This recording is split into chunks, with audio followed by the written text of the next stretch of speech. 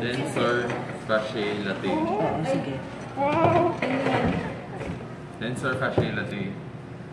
Examine the lateral or outer surface of the thigh. The anterior part of this is covered by a tough fascia, the fascia lata. In the dorsal part of this is a muscle, the tensor fasciae latae, a thick triangular muscle. Origin, ilium, and neighboring fascia. Insertion, fascia lata. Action, tightens the fascia lata. Biceps femoris. This is the large muscle on the lateral surface of the thigh posterior to the fascia lata and covering more than half the surface of the thigh. It has only one head in the hand. Origin, tuberosity of the ischium. Insertion, patella and tibia by a tendon in the fascia of the shank. Action, abducts the thigh and flexes the shank. Caudofemoralis. Clean away the fascia from the back in front of the base of the tail as far forward as the anterior end of the pelvic girdle. Muscles will be found between the median dorsal line and the thigh. The most posterior of these is the narrow flat caudofemoralis, passing from the side of the root of the tail toward the dorsal end of the biceps femoris. Origin, transverse process of the second and third caudal vertebrae. Insertion, the muscle passes ventrally, concealed by the anterior margin of the biceps femoris. This should be lifted up and the caudofemoralis followed to its tendon. The latter is very long and passes through the patella, in which it is inserted. Action, abducts the thigh, extends the shank. Gluteus maximus, a rather thin flat muscle immediately anterior to the precede. It is embedded in the fascia and is continuous with the tensor fasciae latae anteriorly. Origin, from the fascia and from the transverse processes of the last sacral and first caudal vertebrae. Insertion, fascia lata, and to a slight extent on the greater trochanter of the femur. Action in common with the gluteus medius. Gluteus medius, a very large triangular muscle immediately in front of the preceding and partly covered by it. The gluteus maximus should be cut across to see it. Origin, adjacent fascia, crest of the ilium and lateral surface of the ilium, and transverse processes of the last sacral and first caudal vertebrae. Insertion by a strong tendon on the great trochanter of the femur. Action, abductor of the thigh. Along the anterior border of this muscle, the origin of the tensor fasciae latae passes internally toward the ilium. Sartorius. This muscle forms. Ay, sige, mamaya muna. Para na natatandaan pa nila pagkuhan.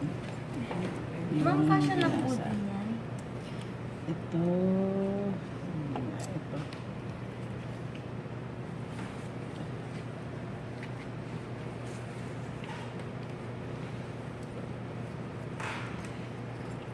Ito yung fascia lata. Yan. Itong thick fascia na to. Yan, Yan, ito. makinta. Ito. Wow. Parang paper. Oo. Tapos, pag titignan nyo, pag ano niya siya, may attached siyang muscle. Oo.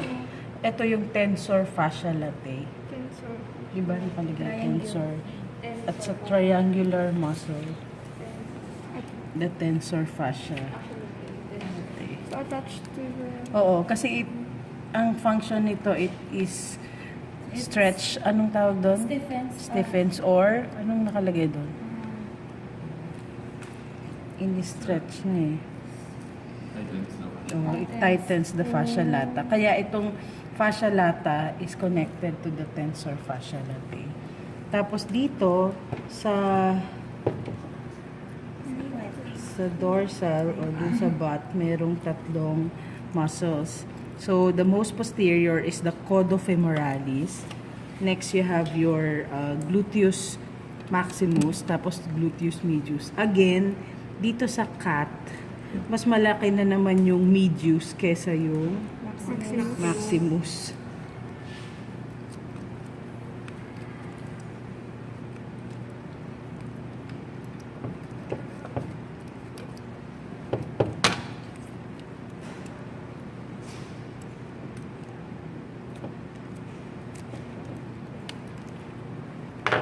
Ano yung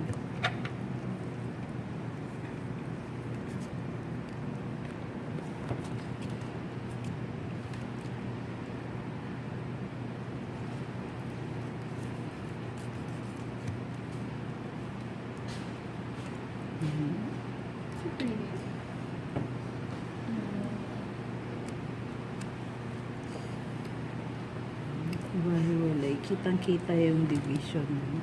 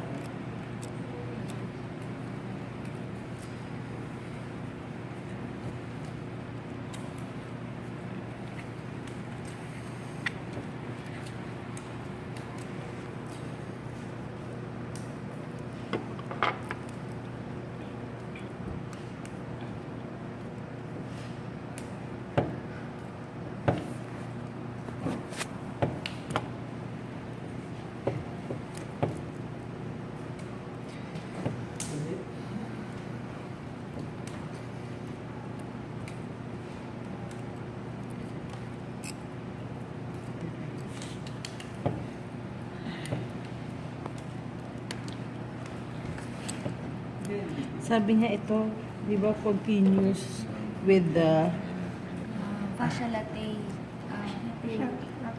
Tensor fascia latae. Tensor fascia latae nasa taas. Fascia latae yung fascia.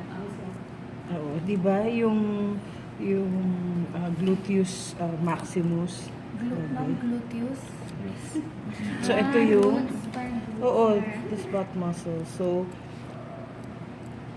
ito yung division niya.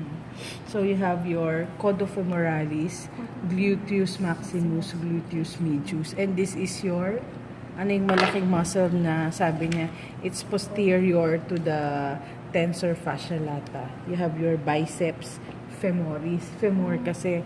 So sa cat, one head na lang siya. Itong muscle na to, yan yung malaki niyan. Biceps femoris. Okay. Next, anong muscle na?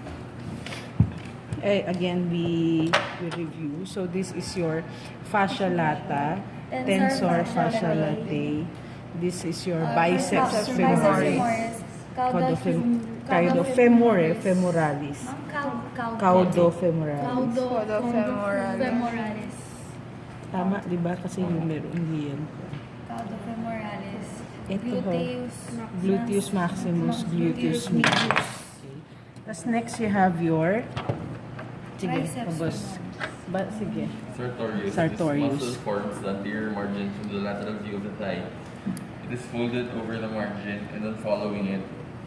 And Okay, how? following it to the medial or inner surface of the thigh. You will find it covers the anterior half of the medial surface. Origin, crest, and ventral border of the ilium. Insertion, proximal end of the tibia, and the patella, and the fascia and ligaments between. Action, abducts and rotates the thigh and extends the shank. Vastus lateralis. Cut through the fascia lata by a longitudinal slit extending to the patella. Separate well the sartorius from underlying parts. The tensor fasciae latae is now well exposed. The large stout muscle that was covered by the fascia lata is the vastus lateralis. Origin, greater trochanter and surface of the femur. Insertion, see below. Rectus femoris. At its anterior margin, the vastus lateralis. Meron kayong will be found. pins? Meron po. Pahiram nga muna. Sige. At its anterior margin, the vastus lateralis will be found partly separable from a stout muscle lying on its medial side and covered externally by a sartorius. The sartorius may be cut across the middle. The muscle in question is the rectus femoris. Origin, ilium near the acetabulum. Vastus medialis. This is on the medial side of the thigh, posterior to the rectus femoris, which its anterior margin partly covers.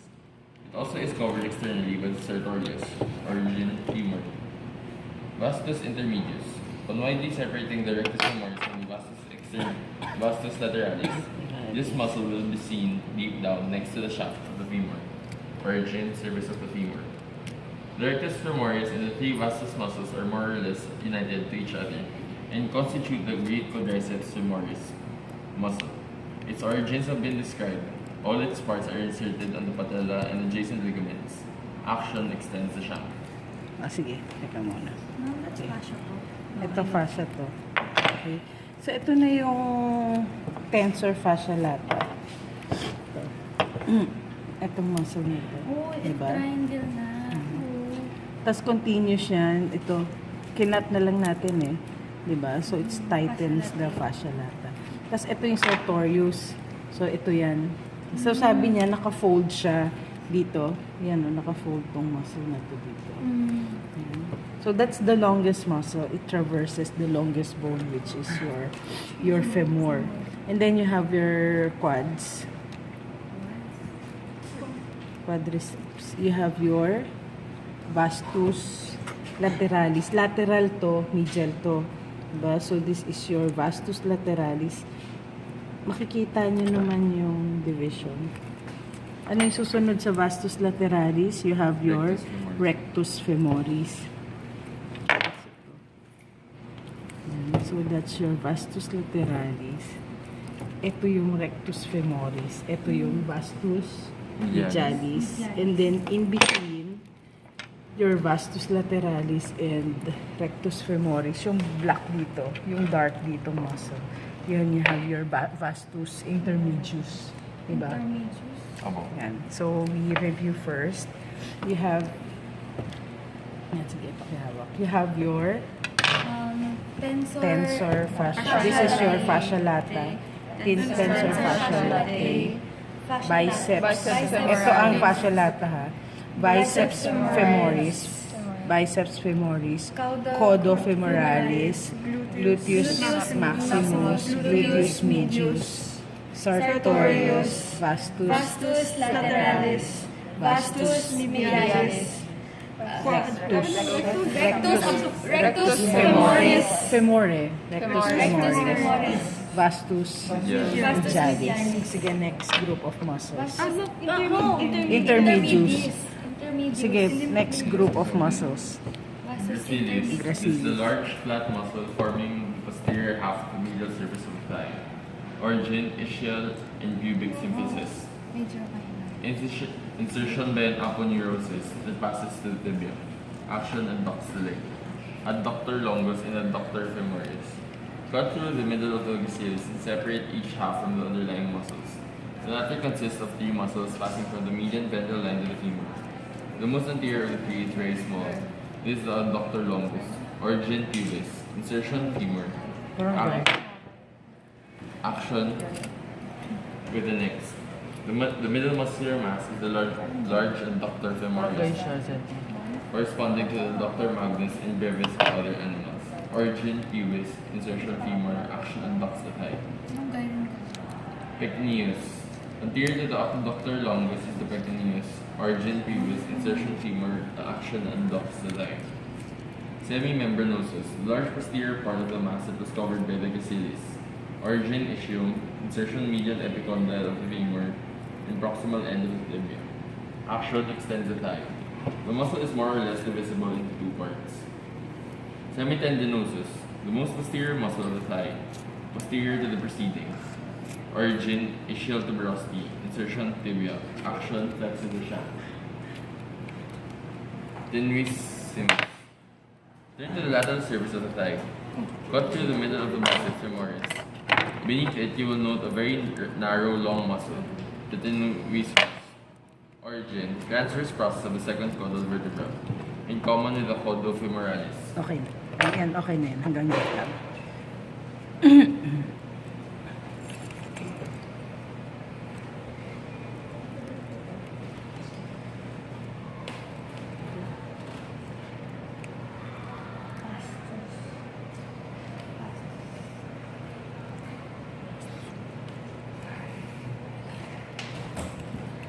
Vastus lateralis. Caudofemoralis. Vastus medialis. Anong pangalan dito? After pectineus? After pectineus po, semimembranosus. Hindi. Before that, yung mga adductors.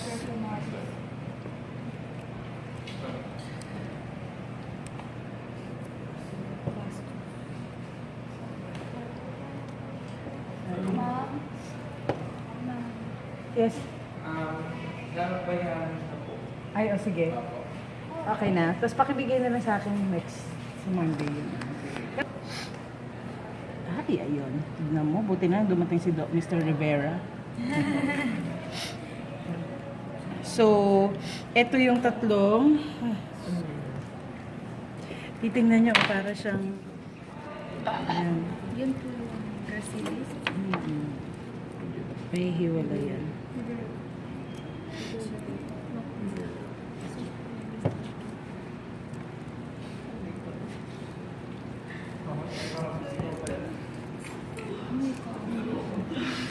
Mismo na. Yan. So, ito yung dinescribe na una. You have your adductor sorry. This is the gracilis. So, kung dito sa taas, ang nagko-cover ng deep muscles, the Ay, sartorius. sartorius. Dito, ito yung gracilis. So, ito siya. Isa lang Gracilis. Oo, Walang ito. major, minor. Wala. Gracilis. Oo nga, no. Sa cut. Kasi sa, ano. Yan. So, this is your adductor longus, adductor femoris. Tapos, ito yung semimembranosus. Miss Alin. Sabi niya, parang divided into two. Yan. So, ito yung adductor. Ano nga? Semimembranosus. Ito, semitendinosus. Ito. Ano yung pectineus po? Ito ang pectineus. Ito. Yung maliit. Oo. Ma'am, saan po yung adductor longus? Pwede kong lagyan na ng ano. Ay. So, ito yung pectineus. Adductor longus. Adductor femoris. O, yung violet gracilis na ha. Adductor. Semimembranosus. Semitendinosus. Yan. Ano pa ba? O, dito. Ilalagay na natin. Lagyan na rin natin to. Diba? So, ano nga to? Vastus. Oo, mamaya. Vastus. Vastus lateralis. I know, vastus medialis. Medial dito. Lateral doon. This is your vastus. Ay, sorry. Lateralis. Tapos, ito yung rectus femoris. This is your, tapos sa loob your vastus intermedius. Ito ang tensor fascia Tensor fascia latae. Tapos ito ang Sartorius. sartorius. Fascia latae. Ito na lang, o ba? Para mas maganda. O yan. Tapos ito ang, Fascia latae. no. No, Biceps biceps femoris. Caudo Femoralis. Gluteus maximus. Gluteus medialis. medius. Medius. Medius. Tapos, ano pa ba? Wala na, no? Tapos yung tenuissimus, Lateral surface of catch face. ano nga itong tinutusok ko? Itong sartorius yun. Tanggalin muna natin. Paki-open. Ay, pakihawak.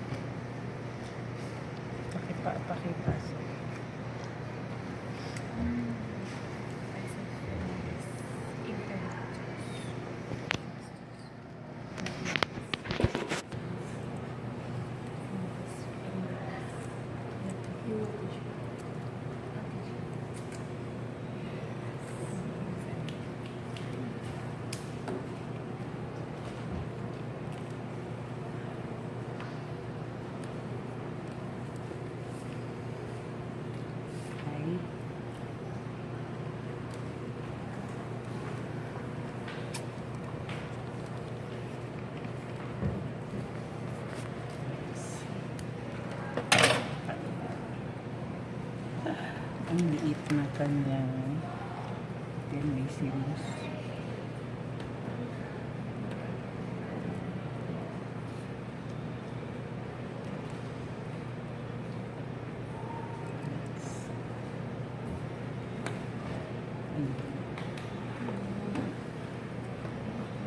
Ito yung sciatic nerve.